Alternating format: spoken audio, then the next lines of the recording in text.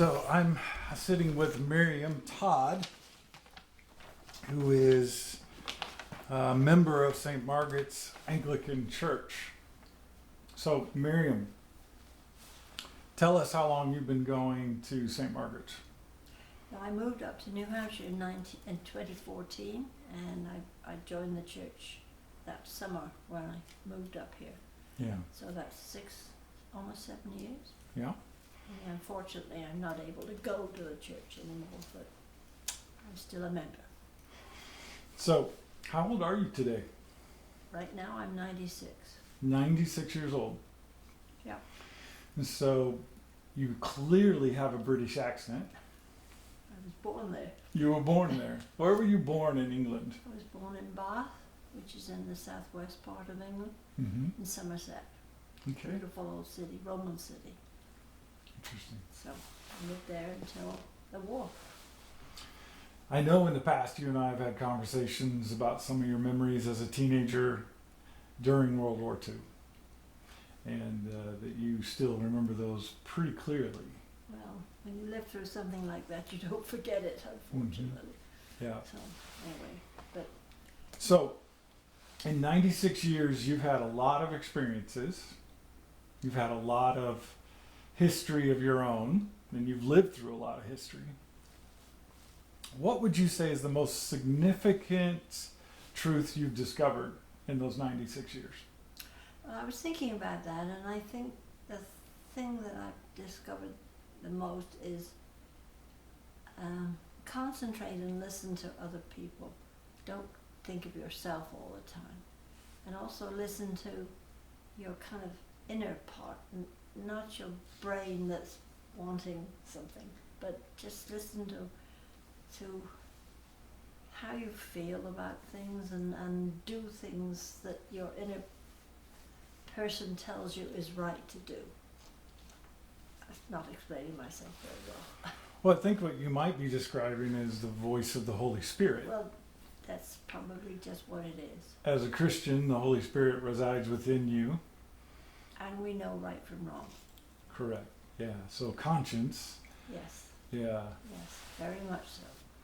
So 96 years, you've seen a lot, you've read a lot, you've learned a lot. Is there anyone that sticks out to you that you admire the most? I was thinking that the other day, I know it's not very Christian to say this probably, but Queen Elizabeth.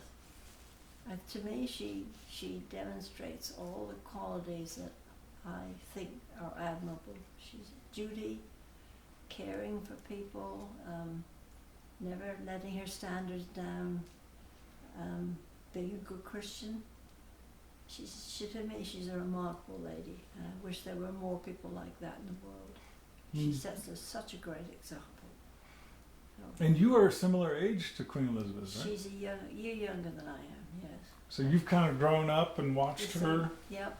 We have had the same kind of levels all the way up. You know, we're both in the service during the war, and we both lived through the war. And she's, fortunately for me, I have not had the sad circumstances that she's had to put up with some of her children and stuff. My children have been wonderful, but she herself, I think, is an amazing person, and she has indeed dedicated herself to the country.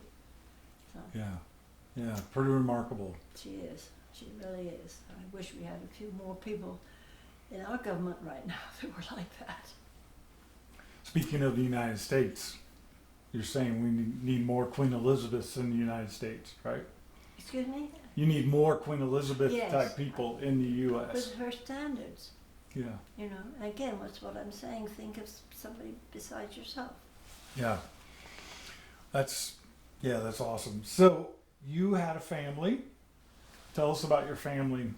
I have a daughter who lives up here, and she's married her husband. And the reason I moved here from Massachusetts was because to be near my family here, it seemed silly for me to be there alone and she to be up here. So I moved up here in 2014 to be near them, which, you know, it's wonderful for me. I hope it's not too bad for them anyway. And I have a son who lives in Philadelphia, but I don't see too much of him because Philadelphia's Philadelphia, and it's quite a long way to come. So anyway, Mm-hmm. but he doesn't have any children. But my daughter has twins, a boy and a girl, both of whom live in England, unfortunately. And they're now 32. I can't believe it. They're 32. So they're my two grandchildren. So you've had 2 children and 2 grandchildren. Mm-hmm. Mm-hmm. What advice would you give a family today? What would you say is most important about marriage and parenting? Well, one of your questions were about marriage, and I was thinking about that, and my first thought was respect, and then I thought that's not the right word. Tolerance. Tolerance. I think that is the most important word, to give, and to not expect everything the way you want it. You have realized that you have a partner who also has his ideas of how he wants things, and to try and work it out. I mean, my husband was a terrible whatever it is. And I mean, he had a study, and I mean, I tell you, you had to weave between the piles. I mean, and it drove me up the wall, because it was right off the living room, but that was his room, and that's the way he wanted it to be, and that's the way it made him happy. So that's the way it was, you know. I mean, I'm not saying I was great, but and he was equally tolerant of what I probably drove him nuts too. I think that is very important, to try and understand that you have a partner who also has his ways. So how long were you 2 together? Almost 50 years. Almost 50 years. Yeah. He died in 1995, and we were married in 1946. So we'd have been, I think it was the next year. So you came over from England in 1946 with your husband, or to get married? No, we got married in Bath Abbey in England after the war. He came back. He got out of we met during the war, and he came back after he was discharged here. Came back to England, and we got to know each other under normal circumstances instead of war. I said I would never marry somebody during the war because it's so artificial. You just don't get to know somebody that way. So anyway, we got to know each other and got engaged, and we got married in Bath Abbey, which is a beautiful old abbey of 1499. So it was quite a wedding. It's the first wedding after the war, which was kind of nice. My father was quite a businessman in the city, so it was great. And then we sailed here on the main passenger voyage of the Queen Elizabeth. She'd never been used as a passenger ship, only as a troop ship. So we came over, of course, for somebody who lived through the war with the amount of butter and so forth. I just couldn't believe my eyes about what was on the ship. It was fabulous. And when we came into New York City at 7 o'clock in the morning, the sun was coming up, and it just looked like fairyland, and all the fireboats came out to meet us. I mean, I just thought, I really have come to streets lined with gold. It was amazing. And then I got in a taxi. To me, they were driving on the wrong side of the road. They were going at 90 miles an hour. It was terrifying. But anyway, it was quite a welcome to this country. It really was. So, that's awesome. So anyway. So you went from the Queen Elizabeth to a New York taxi. Yes, exactly. That's quite a transition. It was. Yeah. It was, believe me. So anyway. Wow. That's so when you talk about tolerance and really allowing your spouse to be who they are, that's a form of really long suffering and love, which is a way of compromising, learning how to. It is compromising. Yeah. Yes, it is. That's exactly what it is. Yes. Yeah. I mean, we used to go on vacations, and because he was such a sailor, and he sailed around the world on a square rigger when he was younger, and I mean, he sailed out to the banks on a fishing boat. I mean, he was an authority on old sailing ships and so forth. So anyway, almost every vacation we ever went on, we had to go somewhere where there were ships.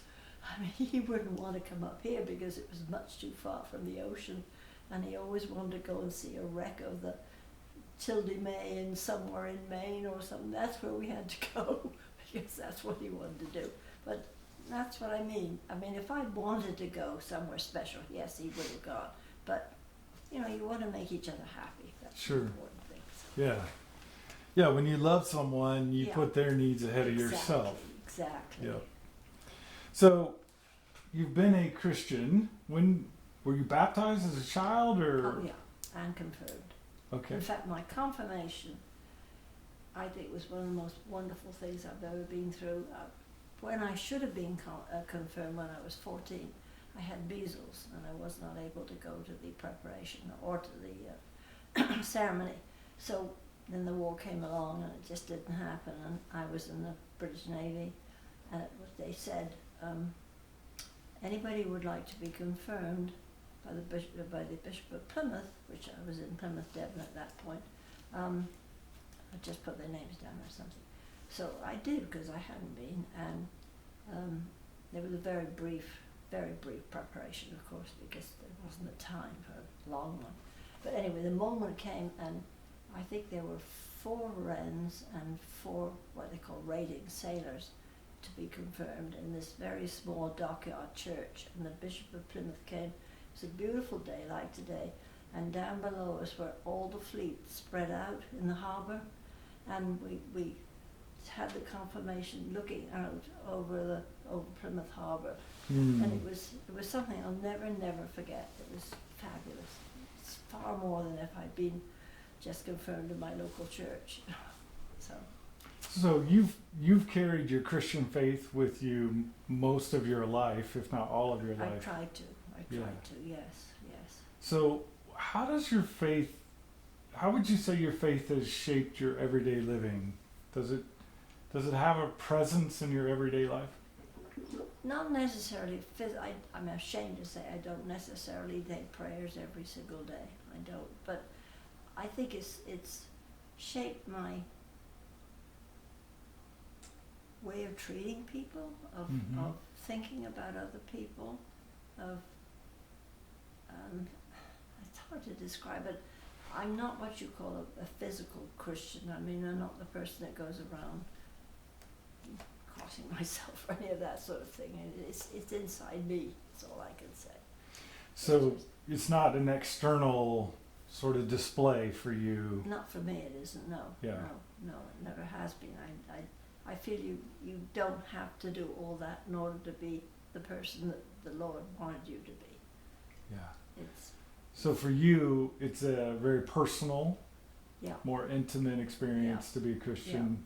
Yeah. And part of that might be generational.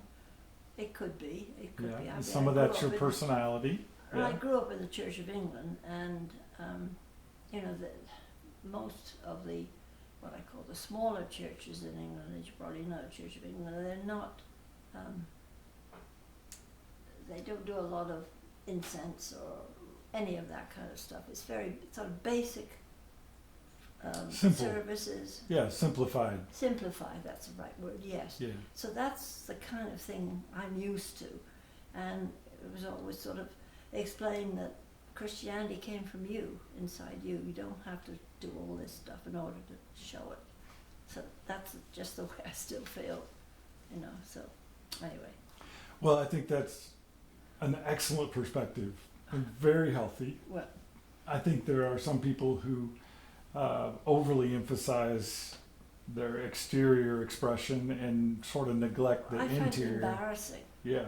Frankly, you know, I mean, the British are not exactly demonstrative people anyway, and that, you know, much genuflecting or whatever and all that sort of stuff in a normal everyday, not so much in church, but every day. I just think, you know, forget it. That's Well, you could be a horrible person and still do it. I find it fascinating that in our parish, you're the one member who's actually from England.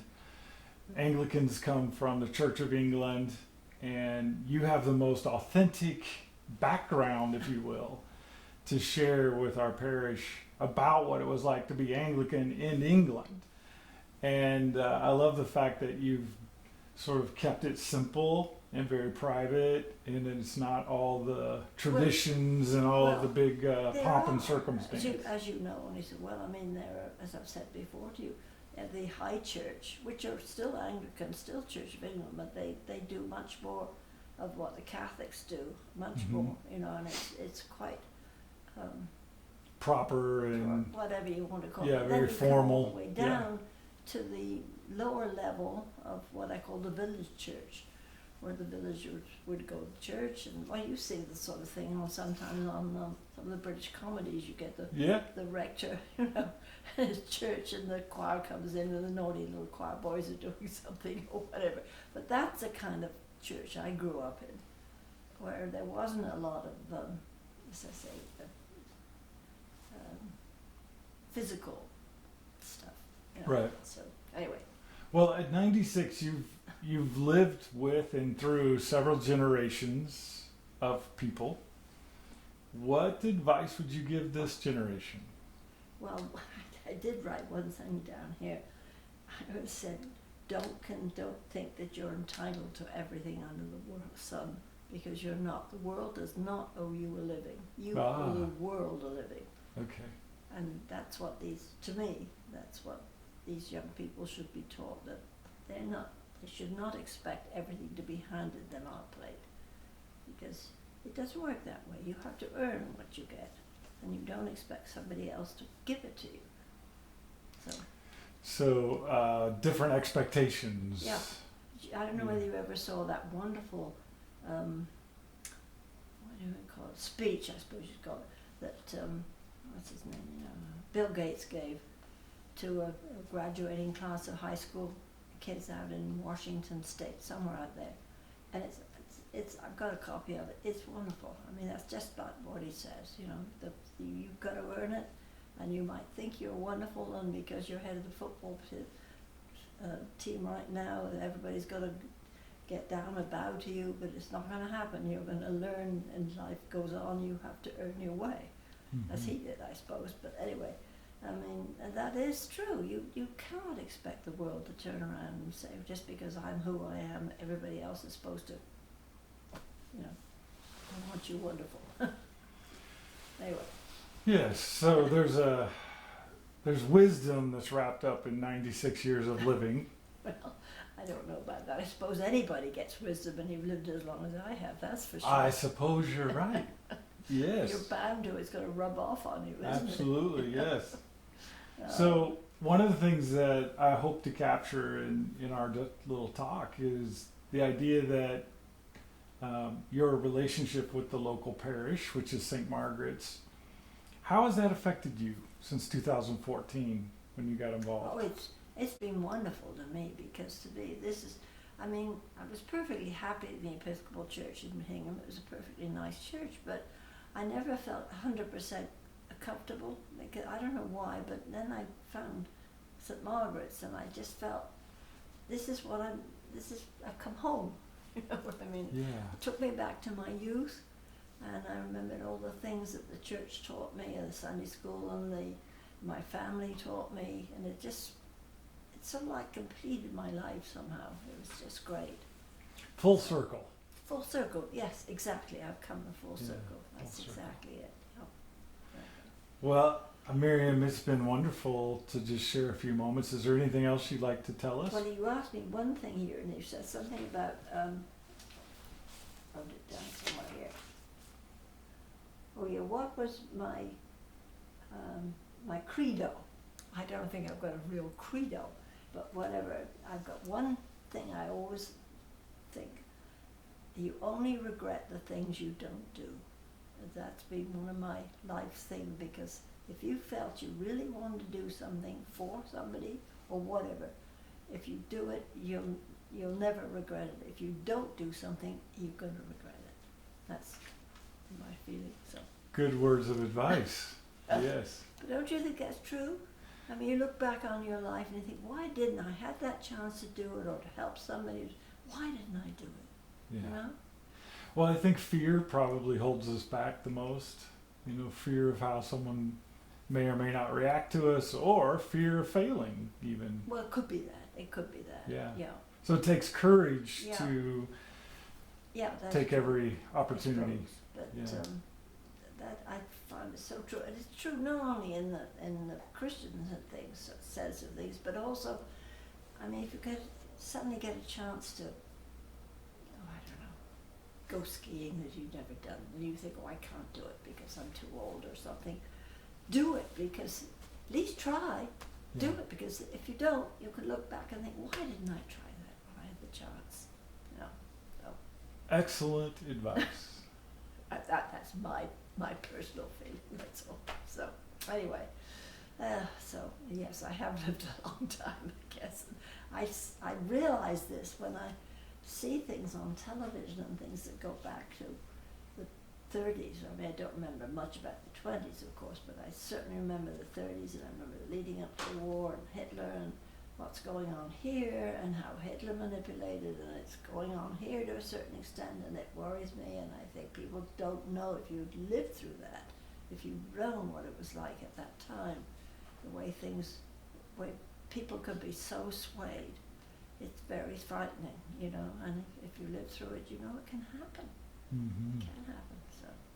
So maybe it's important for this generation to really know their history. They should. They really should know it, because it's,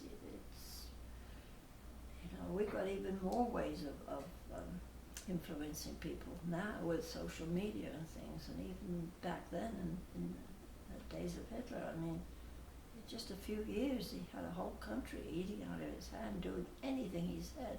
Look at the result. Hmm. So it's very frightening. Yeah. So know your history and proper checks and balances are important. Yeah, Yeah. very much so. Well, thank you, Miriam. I've enjoyed our little chat.